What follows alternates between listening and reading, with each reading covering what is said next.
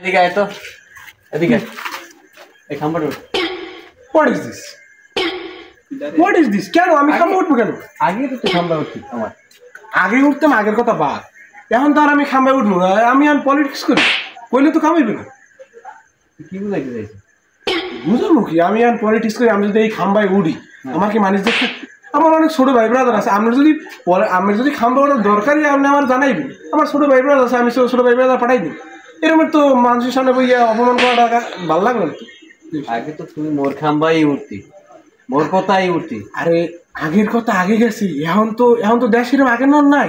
এখন আমি নেতা না, মানে আমি পলিটিশিয়ান। সোজা কথা যেটা আমি আপনি কইবেন আমার ছোট ভাই ব্রাদার আছে, আমি লাগলেই ঘুরি। আমার দরকার হয় আমি লাগলে আমি ছোট ভাই ব্রাদার পাঠাই দিই।